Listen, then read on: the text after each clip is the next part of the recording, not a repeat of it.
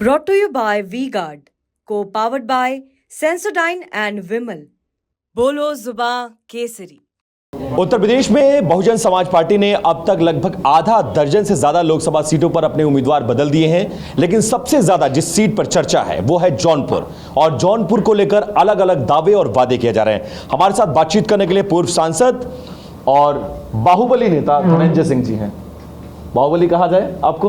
धनंजय सिंह कहिए, हम लोग नेता हैं।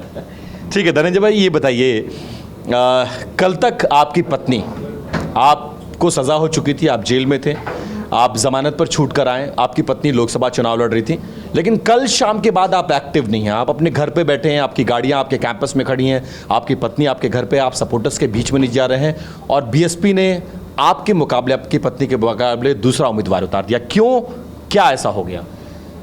मैं जेल में था उस समय, बहुजन समाज पार्टी के लोगों ने अप्रोच करके मेरी पत्नी को टिकट दिया था, और मेरी पत्नी आई मुझसे जेल पूछने के लिए। मैंने कहा थोड़ा सावधानी बरतना, मैं तीन बार धोखा खाया हूँ, और 2012, 2014, 2017 3 बार मुझे आश्वासन दे के लेके और मेरे साथ धोखा किया गया, और पार्टी से बिना कारण बता के कि जो है पार्टी विरोधी गतिविधियों में लिप्त है। तो मैं इसलिए कहा कि आप मेरी धर्मपत्नी है, इसलिए आप जरूर इस बात का ध्यान रखिए कि कहीं आपके साथ भी धोखा ना हो। तो वही स्थिति आज उत्पन्न हुई उनके साथ। और बहुजन समाज पार्टी की ये एकदम कार्य प्रणाली है, इसीलिए पार्टी दिन प्रतिदिन गिरती चली गई। 2012 में जब मेरे साथ धोखा दिया, इस जनपद से एक भी सीट उसको प्राप्त नहीं हुई। फिर 2014 में मुझे आश्वासन दिया, मैं उस समय एक फर्जी मुकदमे में बंद था, मैं सुप्रीम कोर्ट से पेरोल पे आया था, चुनाव लड़ा मैं, और इन्होंने जाके इनके 2 कोऑर्डिनेटर मुझे कोर्ट में आश्वासन दे के आए कि आपको टिकट मिल रहा, आपके लिए आप आ जाइए, पेरोल करा के आपको देंगे। और जिस दिन मैं निकल के अगले दिन जो है दूसरे से नामांकन करा दिया गया। वो 2014 में बहुजन समाज पार्टी को पूरे देश में एक भी सीट नहीं मिली।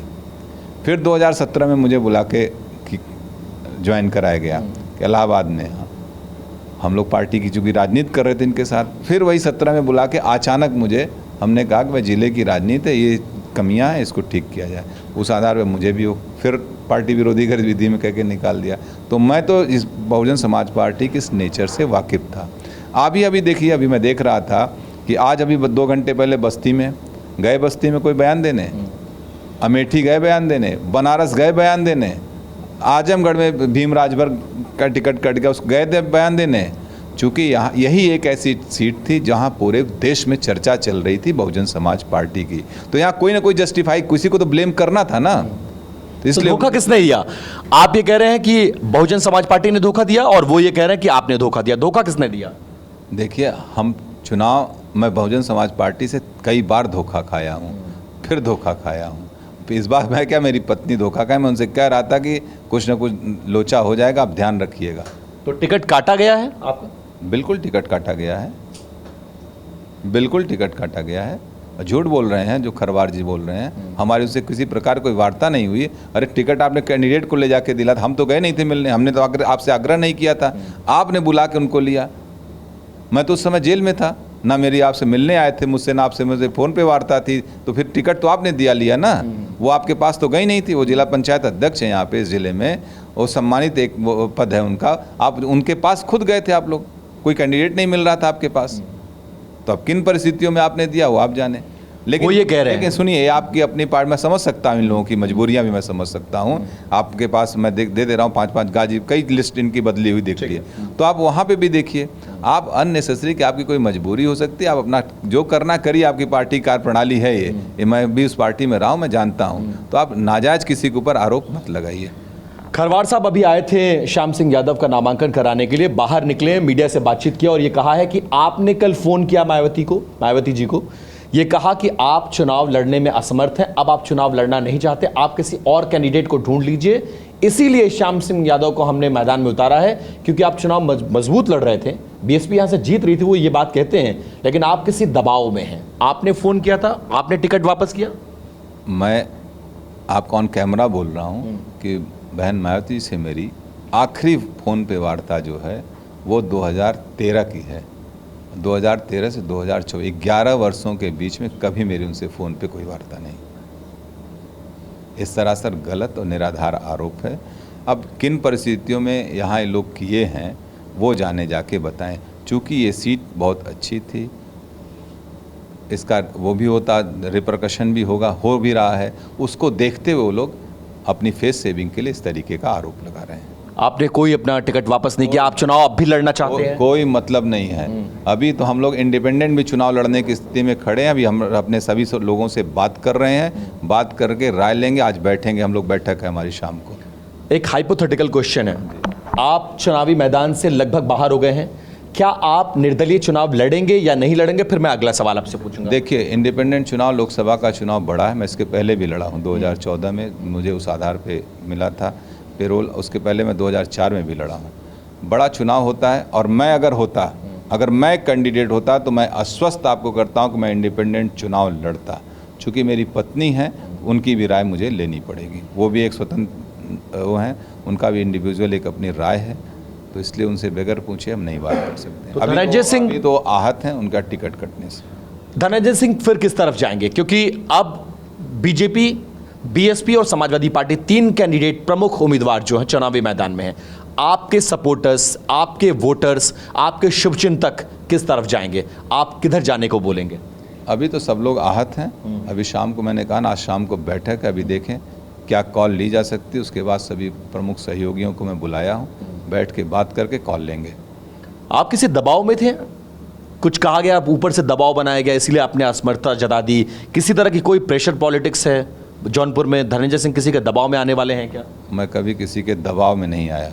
व्यवहार एक अलग बात हो सकती है, आप हमें व्यवहार में जीत सकते हैं, दबाव में हम लोग कभी किसी से नहीं डरे। और ख़ास तौर से बहुजन समाज पार्टी को ये बात नहीं करनी चाहिए। जब बहुजन समाज पार्टी की सरकार थी, बहन मायावती जी मुख्यमंत्री थी, उस समय मुझे इस ज़िले में आने के लिए धारा 144 लगाई गई थी, और हमारे तमाम पत्रकार साथियों ने मुझे दिल्ली में कहा कि मत जाइए, आपकी गिरफ्तारी हो गई। मैंने कहा मैं नेता हूं, मैं जाऊंगा, बहुत करेंगे, गिरफ्तार करके मुकदमा लगा के जेल भेजेंगे। और मैं आया, कम से कम 10 हजार लोगों की जनसभा इसी टीडी कॉलेज के ग्राउंड में करके गया। और बहन मायावती उस समय प्रदेश की मुख्यमंत्री थी। और उसके बाद जब ये आरोप लगा कि धनंजय सिंह ने माफ़ी मांग ली, तो हमने कहा ना मैंने कोई गलती की है, ना मैंने कोई माफ़ी मांगी है। और ये सब लोकतंत्र के जुमले नहीं, सब राजतंत्र के जुमले हैं। मैं वही धनंजय सिंह हूँ। ये बहुजन समाज पार्टी मेरा चरित्र जानती है। इस तरीके के आरोप न लगाए तो ज़्यादा अच्छा है। अंतिम 2 सवाल, क्योंकि आप चुनावी मैदान से खुद को बाहर कर रहे हैं। किसी बीजेपी के नेता से कोई बातचीत, किसी क्षत्रिय समाज के नेता से कोई बातचीत, किसी ने आपको कन्विंस करने की कोशिश की कि मत लड़िए चुनाव? किसी से कोई बातचीत हुई इधर दिल्ली के बड़े नेता से, प्रदेश के बड़े नेता से, बीजेपी के बड़े नेता से? नहीं, किसी से कोई ऐसी बात नहीं हुई। किसी से कोई ऐसी बात नहीं हुई है। किसी से कोई ऐसी बात नहीं हुई। और जब से चुनावी प्रक्रिया शुरू हुई, मैं 5 मार्च को जेल चला गया। उसके बाद से वैसे भी किसी से मेरी कोई वार्ता नहीं है। और इधर बीच भी कोई, 4-5 दिन हुआ मुझे आए, और जिस दिन से मैं आया हूँ उसी दिन से कर रहा था टिकट कट जाएगा, टिकट कट जाएगा, टिकट कट जाएगा। तो मैं तो एकदम मुतमईन था कि टिकट कट ही जाना है इनका, मुझे लग रहा था, और वो ही हो गया। आपके हिसाब से पलड़ा किसका भारी है आज की तारीख में जौनपुर में? ये भविष्य के गर्त का सवाल है। और जो यहाँ पे भारतीय जनता पार्टी हो या समाजवादी पार्टी हो, दोनों के कैंडिडेट के प्रति जनता का कोई लगाव नहीं है, उनका जनता का कोई आकर्षण नहीं है। दल के नाम पे, ना ही दल के नाम पे जितना लड़ने दोनों लोग वही लड़ेंगे। दिल्ली जाएंगे आप? दिल्ली कार्यक्रम है दिल्ली जाने का, किसी से मिलने का? नहीं, अभी इधर कोई दिल्ली जाने का कार्यक्रम नहीं है। मुझे सुप्रीम कोर्ट जाने का कार्यक्रम है मेरा। चूँकि हमने कहा था कि उस समय की जो हमारा कन्विक्शन स्टे नहीं हुआ था हाई कोर्ट से, तो उसके लिए मुझे अपेक्स कोर्ट जाना था। और चुनाव इसी वजह से मैं नहीं जा पाया था, लेकिन अब मैं जाऊंगा, अपने लॉयर से मिलूंगा ताकि आगे की कार्रवाई कर सकूं। बहुत धन्यवाद बात करने के लिए। धनंजय सिंह फिलहाल इस वक्त पैरोल पर छूटकर बाहर हैं, इस वक्त जमानत पर बाहर हैं। इनकी पत्नी चुनावी मैदान से बाहर हो चुकी हैं, लेकिन अभी भी जौनपुर में क्या कुछ होगा, वो बहुत कुछ, ये किस करवट बैठेंगे उस पर तय करेगा। कैमरा पर्सन निशांत के साथ विपिन चौबे, TV9 भारतवर्ष, जौनपुर, उत्तर प्रदेश।